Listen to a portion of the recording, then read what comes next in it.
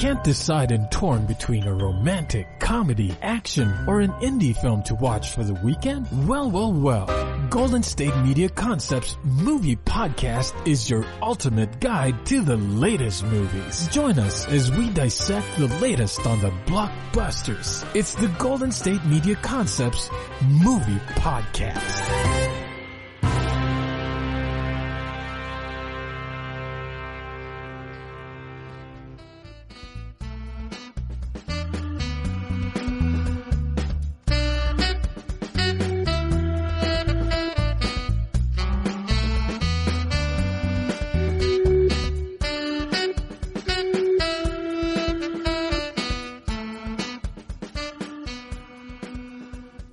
Thank you for tuning into the GSMC Movie Podcast, brought to you by the GSMC Podcast Network. I'm your host, Shubh, and welcome back.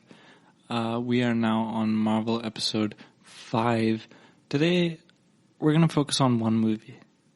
I wanted to try this because I feel like there's so much to talk about with this movie, because not only does it mark sort of the starting point for when the MCU becomes one cohesive story.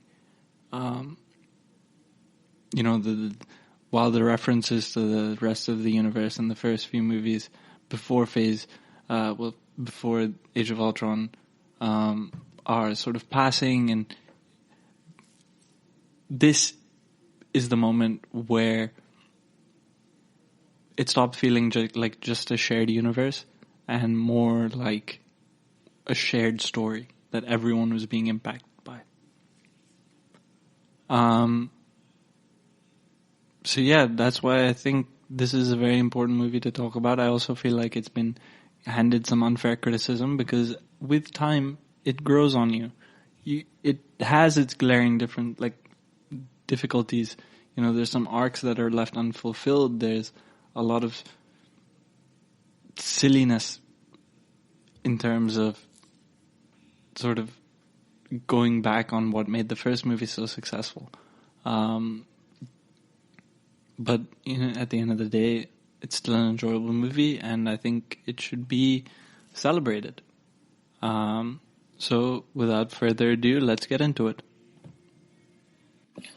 Okay, so the movie we're going to be talking about now is the Avengers Age of Ultron. This was directed by Joss Whedon. It is, I think, number, I'd say 13 in the MCU. Hold on, let me check.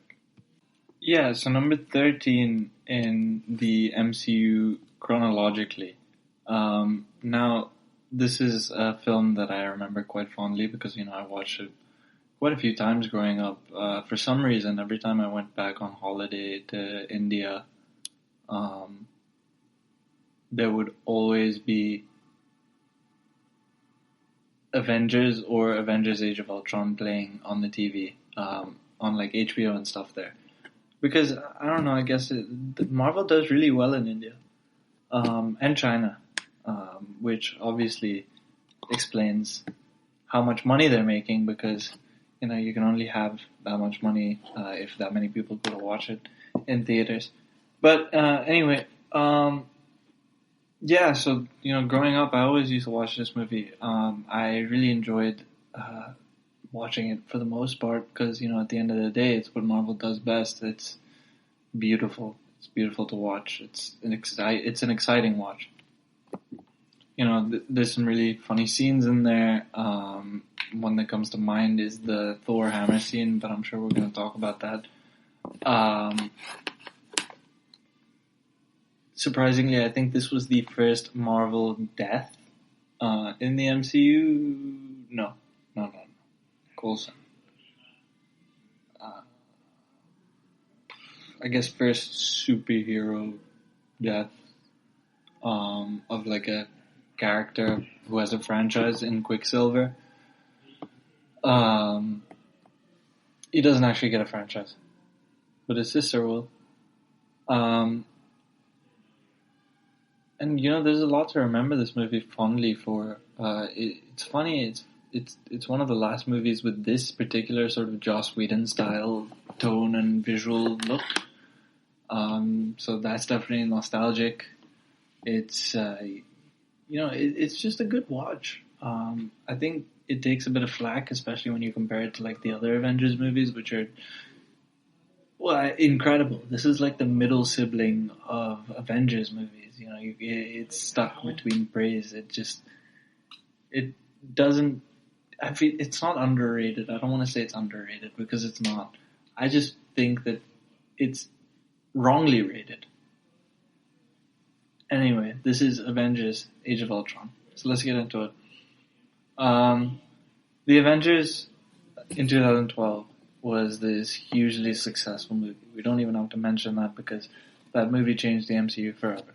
I know a lot of movies did, but that movie probably had the most significant driving force. It was probably, okay, The Avengers is the nail in Marvel Cinematic Universe's proverbial coffin.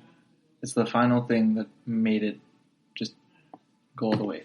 You know what I mean? Anyways, so yeah, this movie, The Avengers, it combined characters, it combined concepts from 4 different film series franchises and brought them into what was then the biggest crossover event of all time. And by doing this, Marvel Studios created their cinematic universe, which became a model for blockbuster films to come.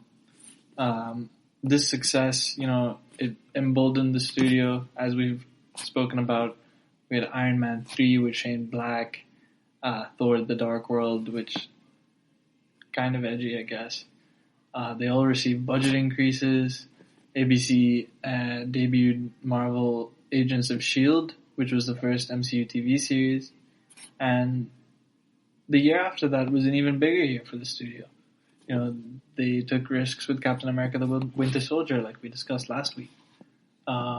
They took the direction of a more grounded, serious political thriller rather than the usual superhero pomp and circumstance that, other superhero movies sort of are associated with. Guardians of the Galaxy, which was another complete departure. It's a comedic, colorful fantasy. And both of them were extremely well received, both critically and financially. In 2015, ABC also debuted the spin-off of Captain America: The First Avenger, Agent Carter, which follows Peggy Carter. Netflix also began their series of mature MCU series, with Daredevil, and that became Luke Cage and all the other stuff. I'm not very familiar with the DC universe.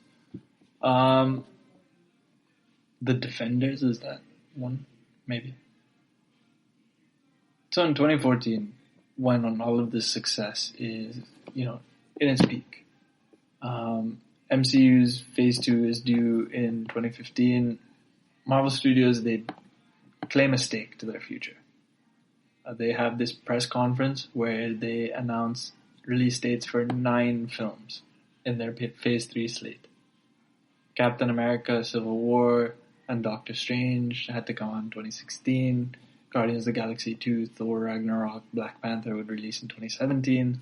Infinity War and Captain Marvel's and Inhumans at that time was supposed to release in 2018, and Avengers: Infinity War Part 2, as it was known then, due to release in 2019. Now, this was an unprecedented scale in terms of an announcement, because no one had ever made such a large announcement in one specific,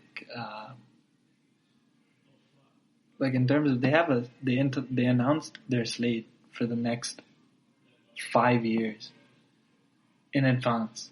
They had everything locked down. What Marvel Studios did there changed the box office considerably, because, you need to understand the first thing. Movies are released and the time they're released because they have, those dates are picked specifically. And most of this is because of marketing.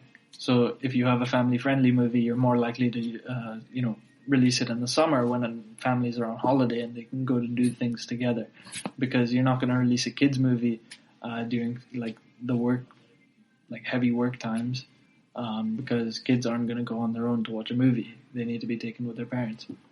It's the same thing with, romantic movies. You might want to release a romantic movie on Valentine's Day rather than, I don't know, Independence Day, or even Halloween. Halloween is a big day for romantic movies because apparently the masses that don't want to watch Halloween movies, I should say, would prefer watching a romantic movie during that time. What was I saying? Yeah, the MCU. What the MCU did to this by announcing 5 years worth of movies. I think, how many movies was there? Nine movies. They announced every single month that these movies would release, and they staked their claim, because not only were they like committing to this, now these are the most anticipated and franchised events as they became. Captain Marvel had buzz going for it for like 2 years. Endgame has been having buzz since Thanos first appeared in Avengers 1. Marvel, it knows how to create the hype, but that hype sort of also extends to other studios, because now, in order to compete with Disney at this point, they have to strategically pick and choose which other movies that come. And by announcing all of these movies 5 years in advance, they announced that these are our weekends, these are our months, we are going to take these from you, and establish their dominance as the biggest company in Hollywood. That's Disney. But yeah, that's essentially, that's kind of how the Marvel Cinematic Universe has affected not only Hollywood, but box offices worldwide. And these affect Hollywood because studios, the ones with the money and the ones with the distribution, will only produce a movie if they can mathematically equate it to something that the masses will buy. Now, luckily, that means if you do another version of an existing IP, such as the Marvel comic book characters, you're more likely to get an audience. And that's the kind of movies studios are making now. Everything, at the end of the day, film, or at least, commercial cinema, is a business. They are profit driven. Everything is about making money. And lucky enough for them, they've stumbled on not even a gold mine, like a dark matter mine, because dark matter is the most expensive thing in the world that we know of. Anyway, let's get back on track. I feel like tangents will be the theme of the episode today. Where were we? Right. Anyway, so this entire sort of 9 movie slate being announced, it's a risky move, because troubled films they're dropped quietly by studios. So if there's stuff going on behind the scenes, the studio's not comfortable with how this movie's going to come, it's easier for the studio to just behind the scenes sort of brush it up. And now any changes in the schedule would be very public. But Marvel had this huge confidence, and things changed, dates were shifted, obviously, titles were changed, 2 films were added, Inhumans was downgraded to a TV miniseries that was just bad. And that was the sort of landscape into which Age of Ultron was released. No. The Avengers at this point, they had, what do you call it? They'd gone into this huge period of success and expansion for Marvel Studios. And the expectations for the sequel, they were higher than anything. Unfortunately, Age of Ultron, it's not the movie that met those expectations. You know, I feel like the expectations were too high, and the film fell short. And you know, Joss Whedon went into the sequel with the best intentions. He had a really interesting vision for how to follow up his hit, and it's not as bad as everyone says it was. But it's obviously not as good as the Avengers. I mean, it's always going to have a reputation as a bit of a disappointment, most significantly in that very stellar post-Avengers track record. But it's worth re-examining, you know. Joss Whedon, for example, he had very clear ideas on how to challenge all of the Avengers and the team as a whole in this film. You know, the first of a series in superhero movies is usually the origin story, and the Avengers was an origin story for the team. It details how they were brought together, how each Avenger sort of finds their responsibility within the team. Typically, the second film usually disrupts this new status quo, usually by the hero losing their powers, something like that. Something to really deeply examine the nature of their heroism. And Avengers Age of Ultron, it sort of tries to go for that type of feel, that type of story. Whedon wanted this movie to be smaller, more character-driven.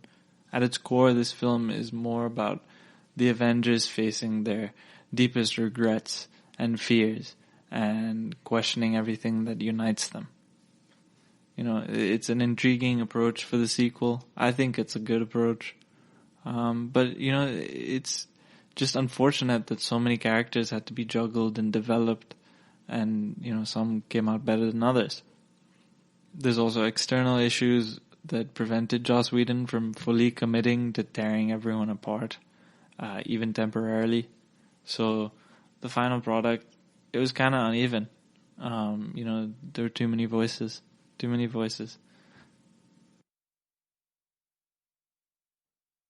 Want to know the latest and hottest music hitting the airwaves? Don't be left out. Listen to the Golden State Media Concepts Music Podcast. It keeps you on the loop with everything you need to know from pop, rock, hip-hop, and the top 40. And we'll throw in news of your favorite artists, concert and tour dates, and so much more. Listen no further, because this is the gold standard in music podcast.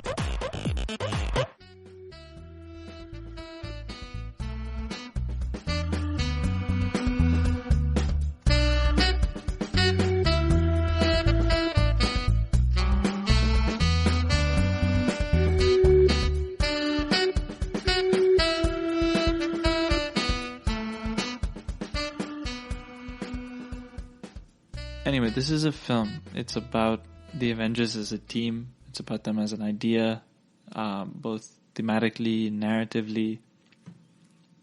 Unlike the first movie, which is a gradual assembly of the team like we talked about, they're together for the entirety of this film. But quickly, there's a division. Ideological lines are crossed. Captain America envisions the team running indefinitely, reacting to stuff as it happens. Tony Stark doesn't want to be a superhero forever and wants to proactively eliminate the need for the Avengers to effectively end their mission. So he invents Ultron.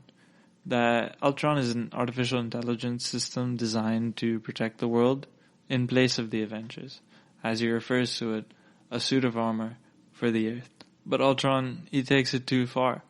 He attempts to eliminate the Avengers, make them an obsolete obstacle, and then protect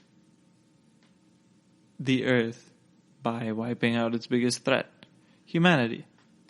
And that's where I got it, you know? Joss Whedon wasn't trying to make a second superhero movie. This is an allegory. He's trying to tell us we gotta do something about the environment, dude. Anyway, it sort of, the film, it becomes a referendum on the idea of the Avengers. You know, if we ask, are they necessary? Are they the best defense for Earth? Will they ever stop? Do they cause more damage than they can good? Do they even clean up their own mess? And Joss Whedon informs each of these characters' reactions by dredging up their biggest and deepest fears. Tony worries that he's not doing enough to protect the Earth, so he creates Ultron. The Hulk, Bruce Banner, he worries that he's suddenly going to lose control and Hulk out and hurt people on a rampage.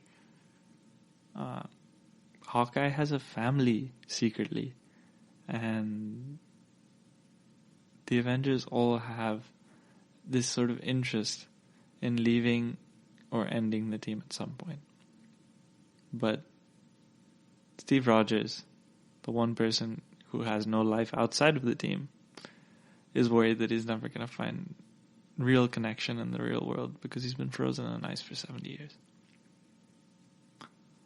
And Thor worries that he's abandoned Asgard to live on Earth, but his life has just been battles non-stop. But, you know, this is pre-Taika Thor. Thor wasn't developed as a character at this point. He had the most boring arc. And then finally, Black Widow, Natasha Romanoff, she was brutally trained in Russia, obviously, to become the perfect assassin. And she wants to redeem herself, you know. Her arc has always been about wiping the red off her ledger, and that's why she had to die. Spoiler alert. Anyway, the Avengers, they have a strong interest in continuing the team indefinitely, so that means they have an expiry date. In the first act, the team works together perfectly, seamlessly, minus, you know, blowing up half of the city that they go to fix. By the second act, the team is shaken by difficult questions and regrets. And in the third act, they come together again to prove the effectiveness of a team by destroying Ultron. As best as I can tell, these are the intentions that Joss Whedon had for the film, and mostly they make sense.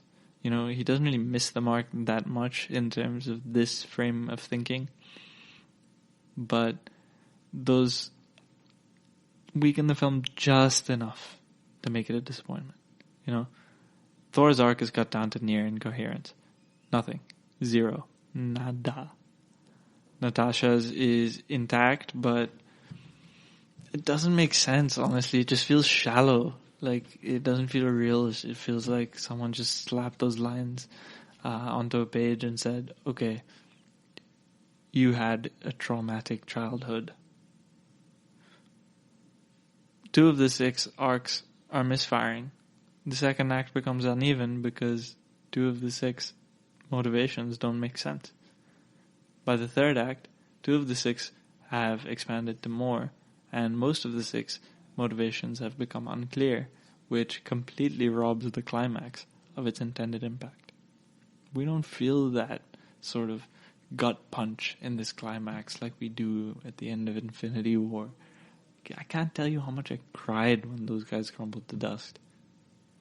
But this movie just doesn't have that. Also, Joss Whedon never commits to tearing the team apart. You know, their psyches, the faith in the team, they're all tested, but they're never broken. You know, the climactic united front could have been more meaningful, but he didn't want to split them apart. I don't know if this is Joss Whedon or the people above. I don't know if they were just trying to save it for Civil War, but could have used with some team breaking. It speaks, it's the difficulties of planning and announcing this type of shared universe so far in the future. 1 year after the release of Age of Ultron, Marvel dropped Captain America Civil War, where the Avengers did break up, and Civil War feels like the culmination of everything that came before, much like the Avengers, which leaves Age of Ultron feeling so much far less essential than it actually is.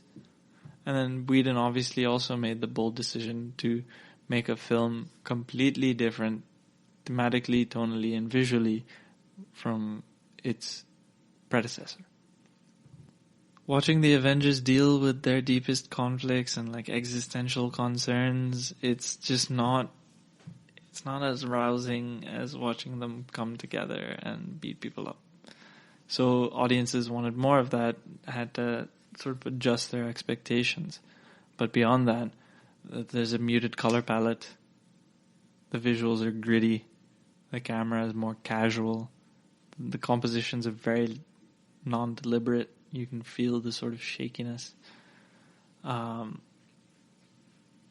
Avengers, it's a blockbuster. It has bright colors. It had beautiful compositions, showy moments, heroism.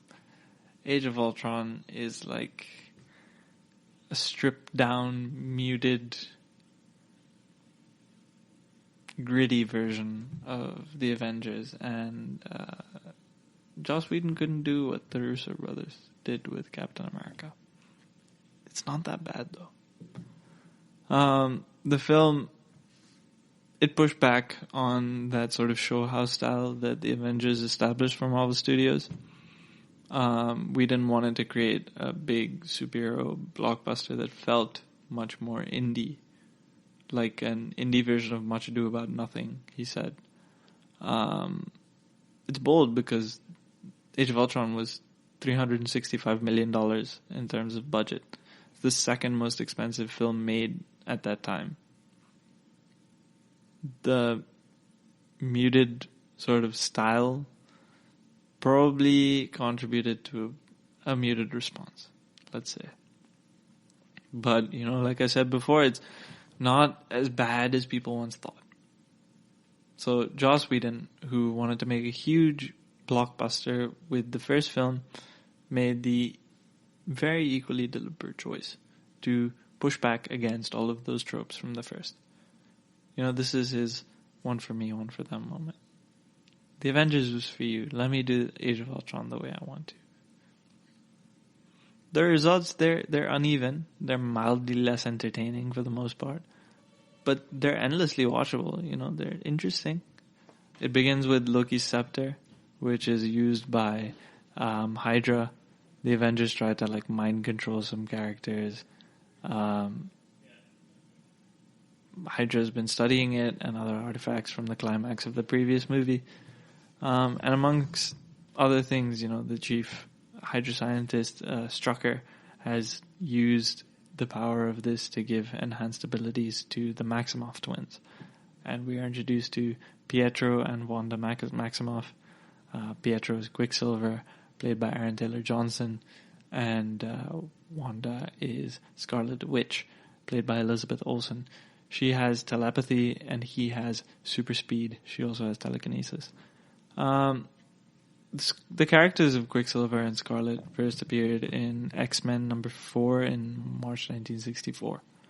They were members of the evil Brotherhood of Mutants, Magneto's clique. They leave Magneto eventually, and when most of the Avengers take leaves of absence in Avengers number 16, they join with another former villain, by the way, Hawkeye.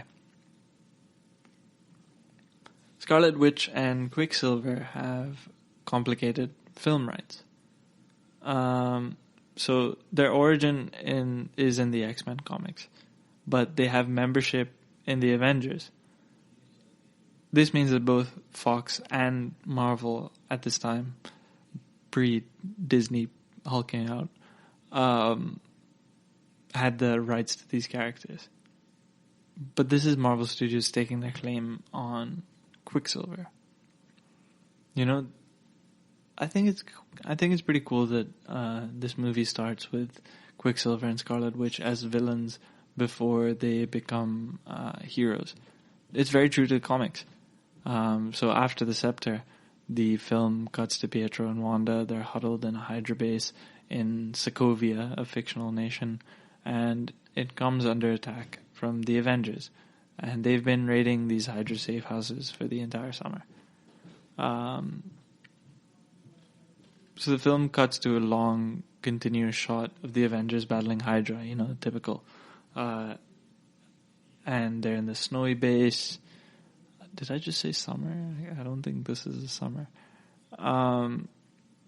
It's like an homage to his own work, weirdly, that shot, because it's an homage. It's a clearly intentional homage to one of the standout shots from the Avengers, which is that long, continuous flowing from Avenger to Avenger in this large action set piece shot at the end in the climactic fight scene.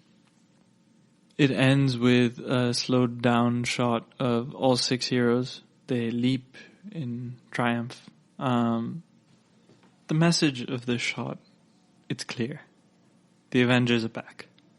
You know, this shot was one of the hardest things to do in the original Avengers. And the fact that this movie serves it up in the first 2 minutes just shows that, you know, the Avengers are back and they're supposed to be better than ever. Also returning are all of the things that we associate with the Avengers now, you know, the witty banter over the comms, a running gag of Steve Rogers' old-fashioned distaste for swearing, the Hulk, he's featured very prominently, and it's very clear action. And the team, it operates as a very well-oiled machine. It's not something that occurred till the end of the Avengers. In fact, they're even better than before. You know, they have upgraded technology because of Tony Stark. Natasha is able to calm the Hulk down and reverse him back to Bruce Banner with the the poem. Like, hey, big fella, the sun's getting real low. You know, that one. Tony looks after civilians through his Iron Legion. And there's promise. There's promise that the Avengers that formed a few years ago, they're reaching and operating at their peak. And then Pietro races into the woods. He has a very distracting presence, and he causes Clint to get shot. Obviously, it's not fatal, but the raid is a success. Hydra forces surrender, Strucker is captured, but Tony discovers their hidden lab with Loki's scepter. And Wanda sneaks up behind him and telepathically gives Tony a vision. One of his worst fears. Now, Joss Whedon refers to these visions as dreams to avoid confusion with the character vision. So I'm going to refer to them as dreams as well. In Tony's dream, he's on a rock in space, looking over the dying Avengers or the dead Avengers. And as Steve dies, he asks Tony why he didn't do more to stop whatever led to them dying. And Tony sees an army invading Earth through a portal, like the climax of the Avengers. And when the dream ends, Tony grabs Loki's scepter and he's decided what he's going to do. Earth is going to be attacked again, so he might as well protect it. Now, this concept right here, it informs every single one of Tony's actions through the movie. And that's the hallmark of good writing, as I just learned in my class today. You have to give your character a want. And this want drives pretty much the entire movie. And, you know, it goes beyond just this movie. It goes all the way up to Infinity War. Everything Tony does at this point is informed by the absolute certainty that Earth will come under attack from some space force and it's going to be ill-prepared, which it was. And Tony's character arc is the crowning storytelling achievement of the MCU. And this film begins the second half of that act. He begins as this selfish arms dealer who becomes a very self-interested hero, but then the Avengers push him to be more selfless, and that selflessness comes through, following his experiences with post-traumatic stress in Iron Man 3. He channels that panic and restlessness into proactivity, regardless of the cost.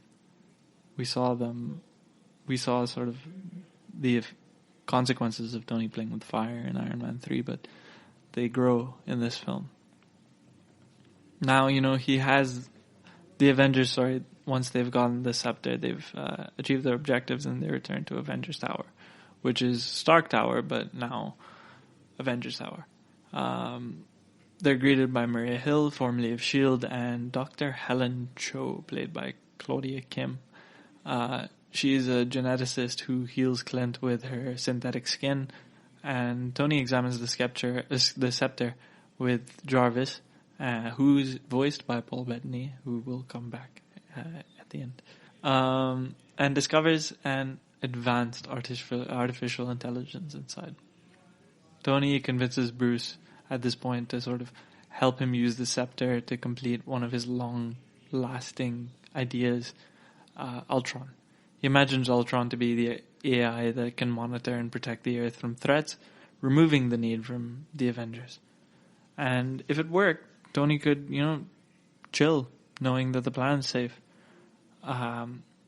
With 2 days to their victory party, after which Thor will take the scepter back to Asgard, Tony insists on completing the project before having to debate with the team, so they just do it in secret.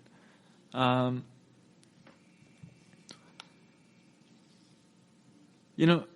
fact that he's being so rash, it's easy to understand why Joss Whedon calls Tony the true villain of this film. What follows is the science bros, Bruce and Tony, trying and failing to create Ultron from the scepter. And as the party begins, they tell Jarvis to keep trying. As soon as they leave, obviously, Ultron activates.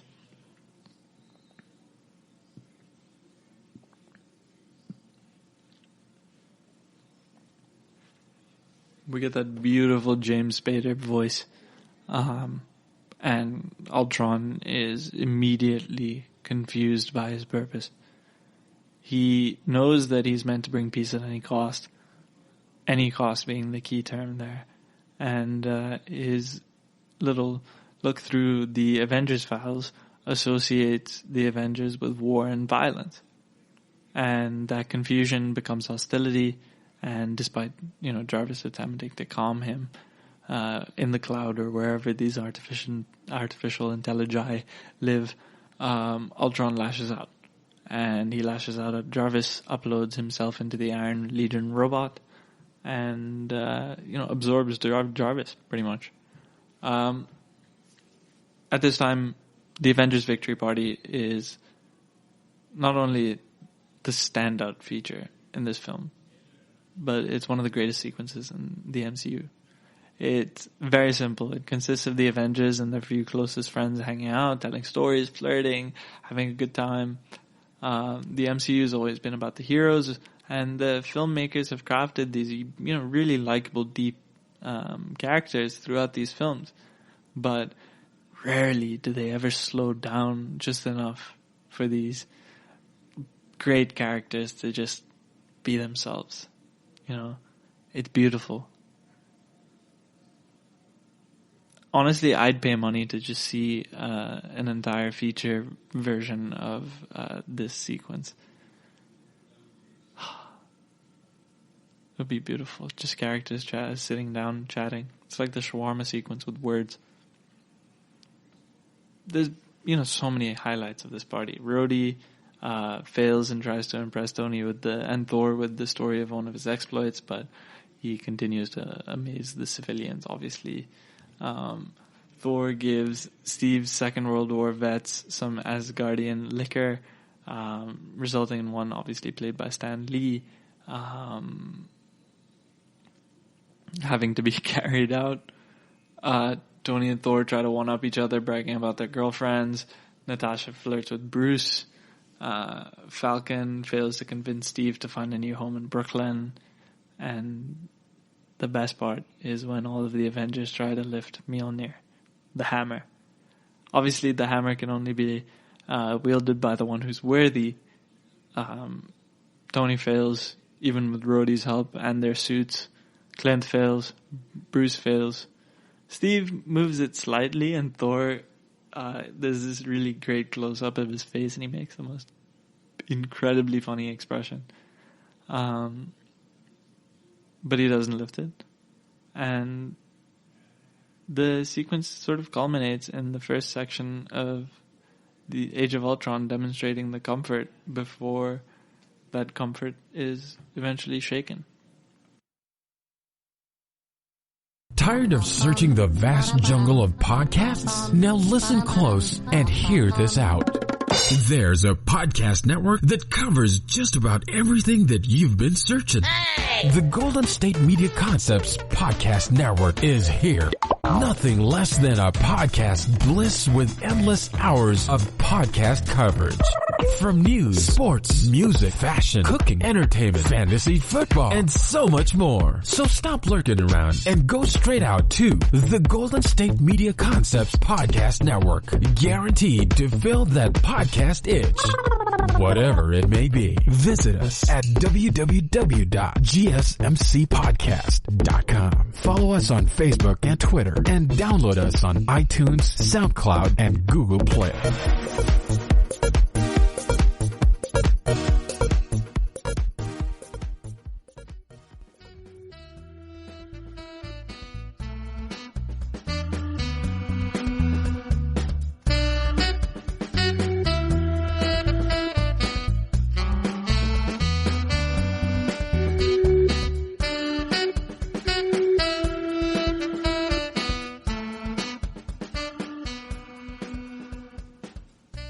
The next part of this film begins when Ultron crashes the party. He goes on about what the Avengers are doing is failing to do what's necessary to complete their mission. He attacks them with the Iron Legion, steals the scepter, escapes through the internet to some base in Sokovia, and Ultron starts to make new bodies for himself and recruits Pietro and Wanda to help him tear the Avengers apart. The twins, they've been villains of the Sokovian Civil War, I think, in this movie, and they were nearly killed by weapons manufactured by Tony Stark, obviously, so they wanted to make Tony pay. Let's talk a bit about Ultron. Now, Ultron is one of the Avengers' longest and kind of one of his most interesting villains in the comics. He first shows up in Avengers number 54 in 1968, and his backstory is sort of revealed over the next few issues. He was created in the comics by Hank Pym, who's Ant-Man, but his intelligence quickly grew out of control. He came to hate his father, father in quotes, I'd say, and the Avengers, obviously, and set out to destroy the team at all costs. When he was defeated, he uploaded his consciousness into new bodies, making him a very frequent and challenging villain. And he also represents the sort of the hubris of the Avengers, because they're constantly trying to defeat a villain that they created. And Joss Whedon has a very unconventional approach to Ultron, which is beautifully captured in James Spader's performance. Ultron in this situation has tried to be more emotional, more psychologically distressed, and through that, more human. Artificial intelligence in movies is typically like HAL in 2001, T-800 in Terminator, or the Interstellar dudes. Ultron is a more vibrant character than those, but he's also more chilling.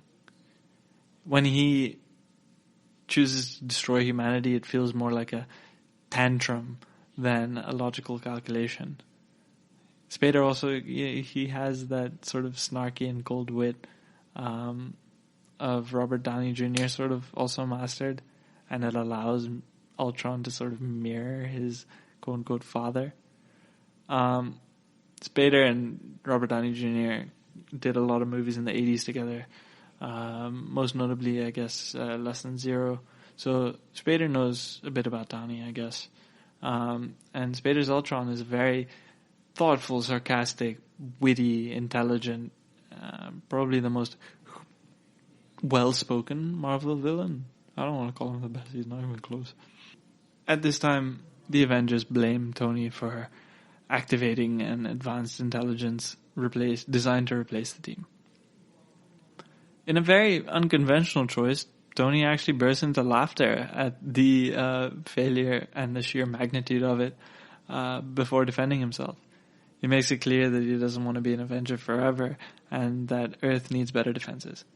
Now, whether that be Ultron or something else, he says that this is the end game, in quotes, of the team, unwittingly foreshadowing everything. Steve, on the other hand, he wants to combat threats as they come up. He wants to do so as a team. And the team puts their differences aside, obviously, to track Ultron to Ulysses Claw. Ulysses Claw is an arms dealer in Africa who peddles a very rare metal, vibranium. This was also some advanced planning for, Black Panther. The Avengers attack Ultron and the twins there, but Ultron escapes. Wanda attacks most of the team with dreams. Now, Steve dreams of meeting Peggy after the war, this date that he missed by going into the ice. His dream represents a life that he could have had in his own time before awakening in the future.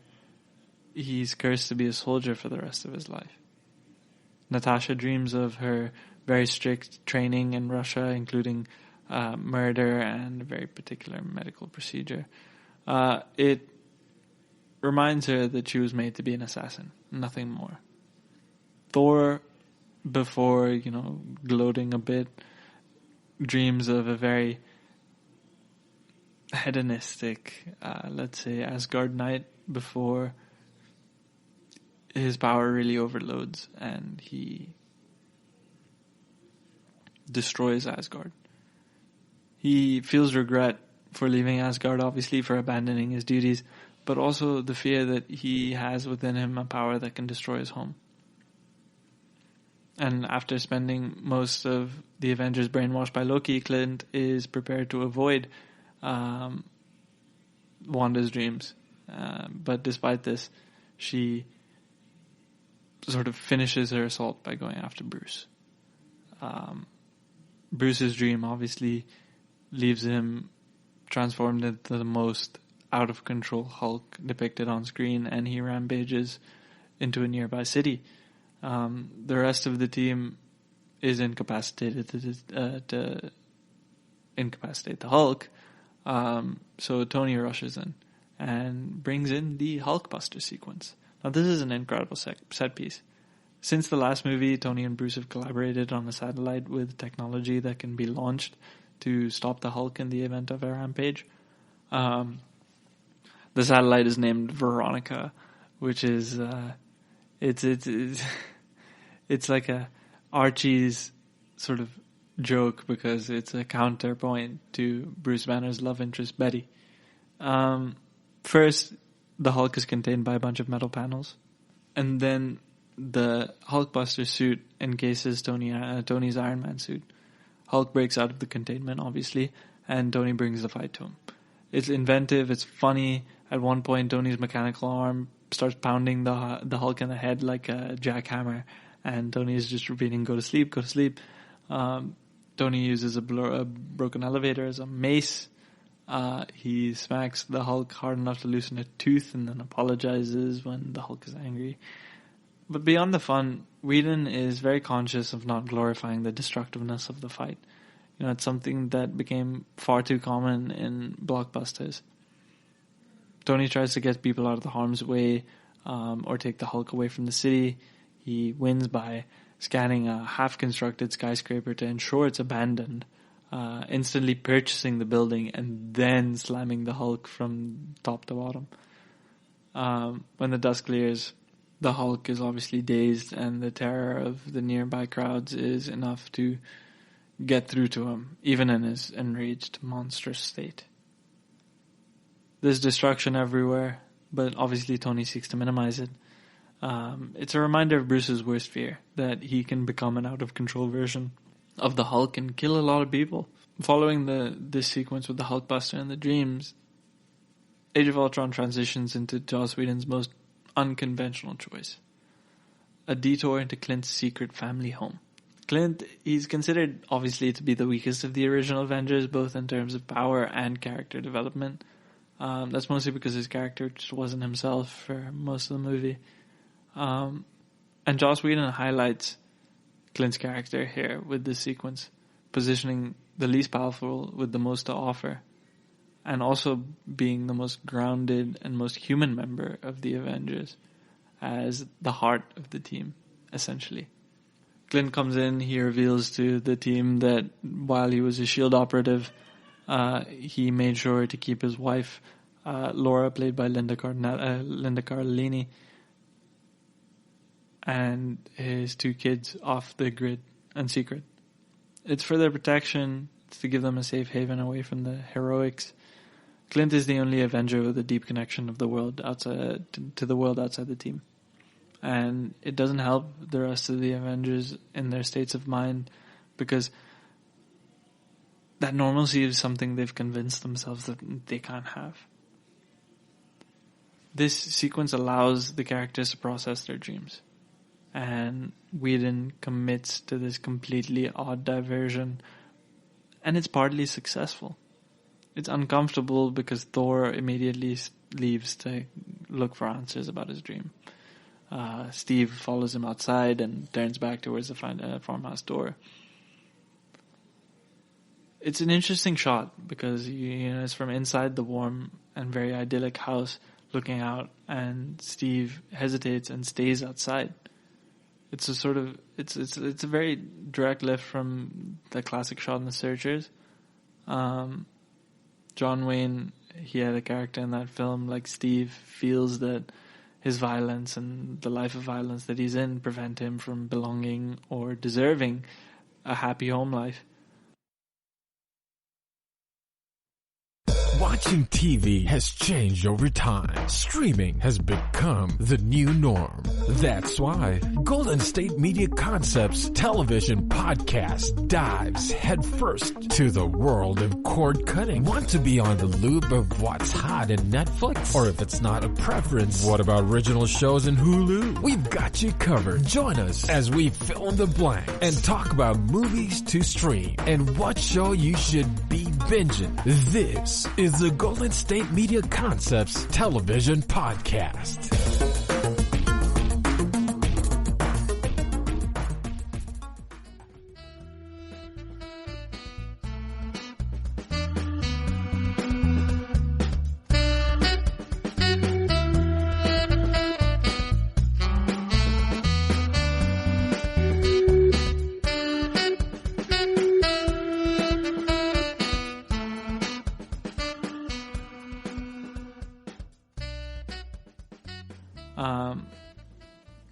And the life in his dream can never really become a reality.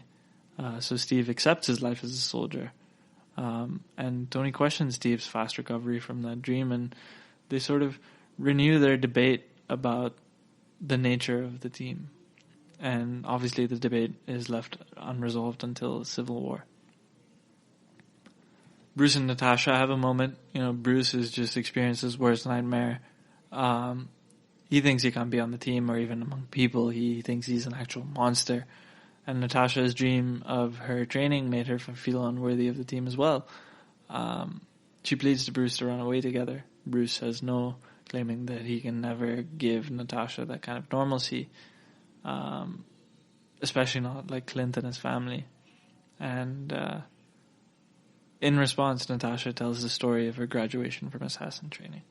Natasha and the rest of the female assassins were surgically sterilized to make them more effective killers. They removed the only element that could matter more than a mission. So Natasha also can't have a normal family life. So she also considers herself a monster.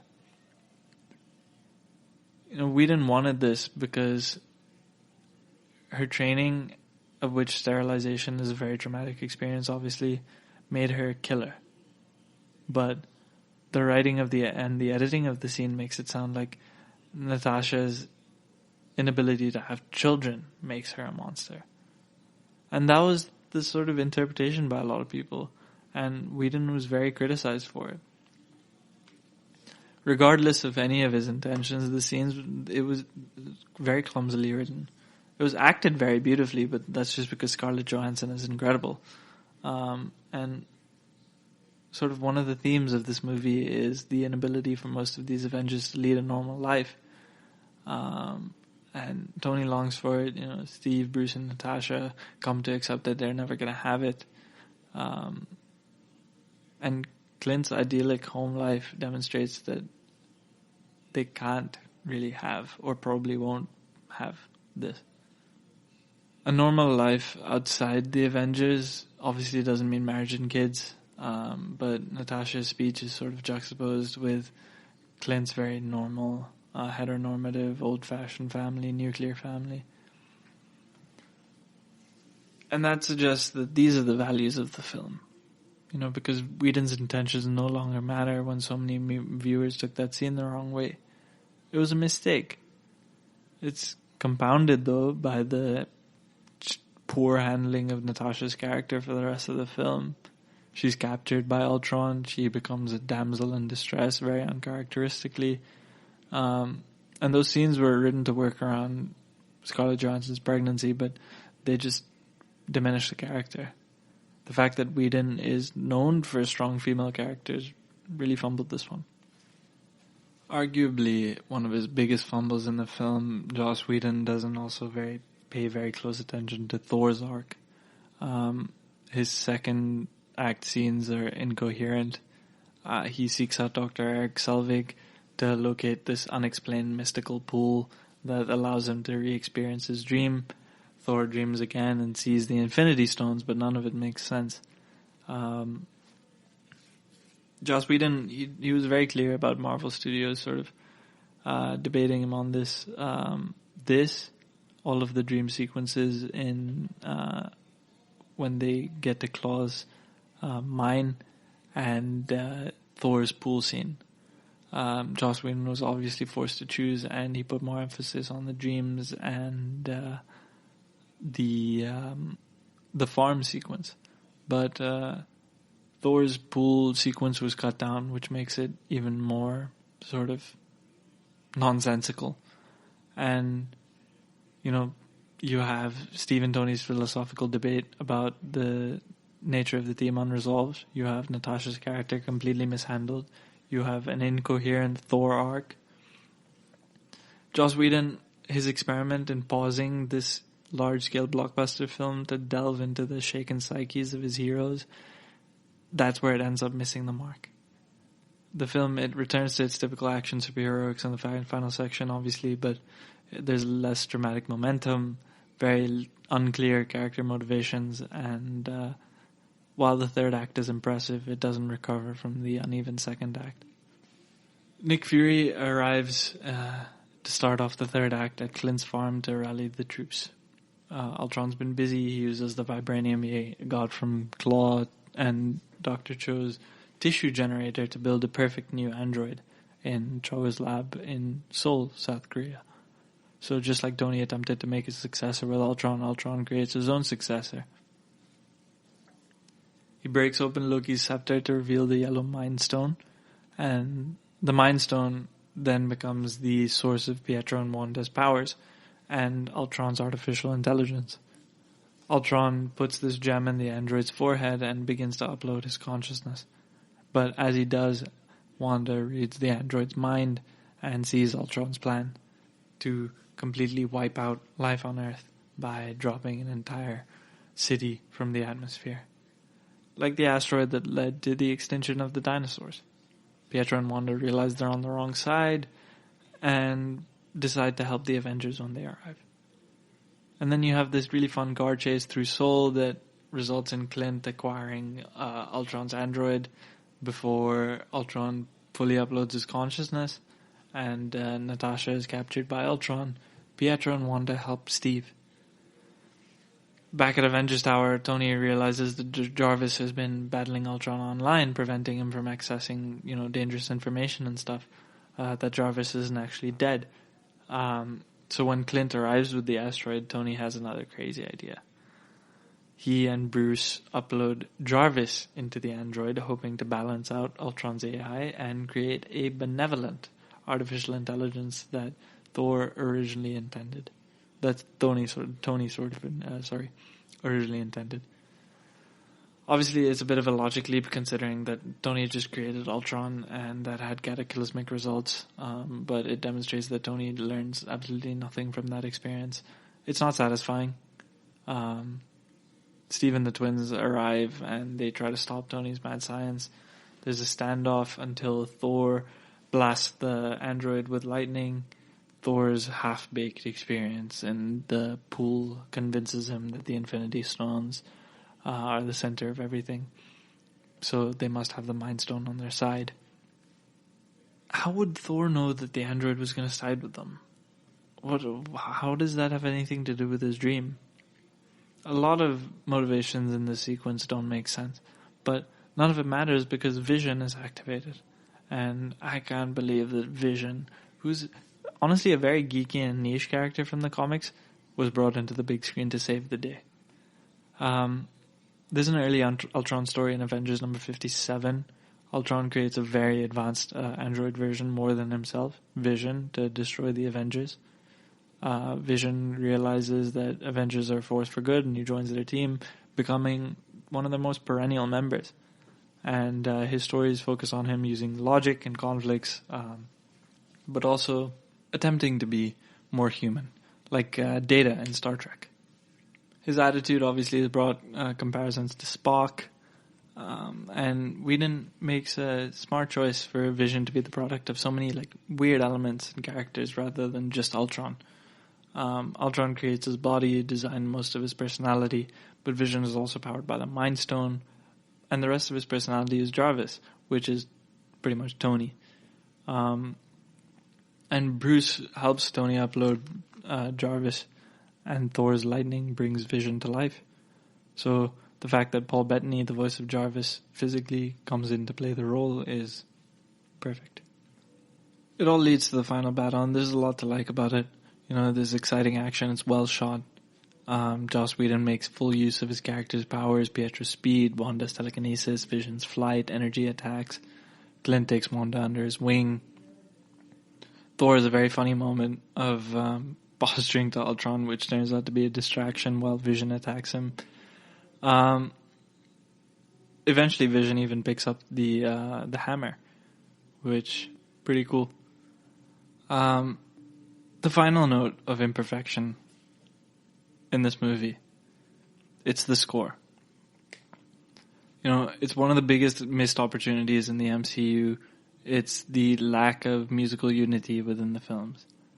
These films have 13 different composers on the maybe more actually, but just more than 15 different composers on the movies to date, and they've often ignored established themes.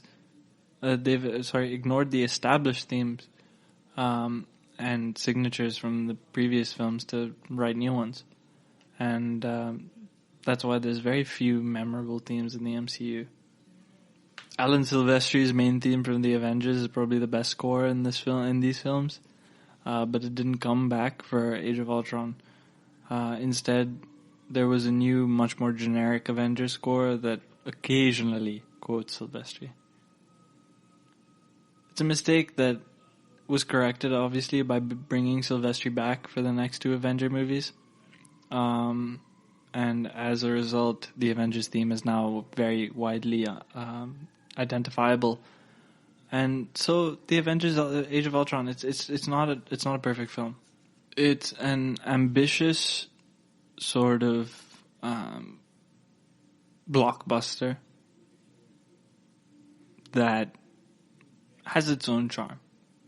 Joss Whedon, he tried to create a very psychologically complex sequel to the movie, questioning the natures of his heroes, their team. He wanted them to be divided not by villains, but by philosophical and ideological differences. And unfortunately, the film fell short of all of these ambitions. And compromises led to Thor's character arc being cut down, and, you know, the mishandling of Natasha's arc and whatever. And that unevenness, it spread across the second half of the film. It made characters have unsatisfying climaxes because of their unclear motivations. But despite it, the film is a strong effort. You know, its biggest misfortune is that it's directly compared to the Avengers and followed up by Infinity War. Given the Marvel Studios' increasingly strong reputation, a slight disappointment had to be blown up into like huge scales. It certainly wasn't a failure at the box office, but obviously falling short of expectations, it was marked as a disappointment as well. In North America, it made $459 million, but that was a 30% drop in ticket sales from the Avengers. So, a disappointment. It performed better worldwide, though. It exceeded the first film outside of North America, earning $1.4 billion worldwide, and was the presumptive winner of 2015's summer box office, but it was beaten by the surprising success of Jurassic World. In retrospect, the film is good.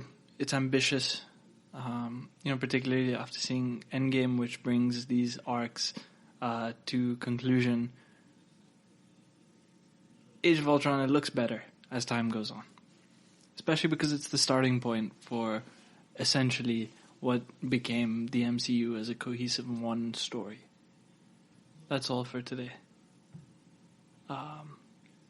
Thank you for listening to the GSMC Movie Podcast, brought to you by the GSMC Podcast Network. If you enjoyed the show, please subscribe to us on Apple Podcasts. Leave us a review. Please tell me how I'm doing. I feel like I've been here for a while now. This is my 18th episode. I'd love to hear from you guys. You can also follow us on Twitter at GSMC_movies. Thank you for listening. This has been Shubh Nanda, and take care. You've been listening to the Golden State Media Concepts Movie Podcast, part of the Golden State Media Concepts Podcast Network. You can find this show and others like it at www.gsmcpodcast.com. Download our podcast on iTunes, Stitcher, SoundCloud, and Google Play. Just type in GSMC to find all the shows from the Golden State Media Concepts Podcast Network, from movies to music, from sports to entertainment, and even weird news. You can also follow us on Twitter and on Facebook. Thank you, and we hope you have enjoyed today's program.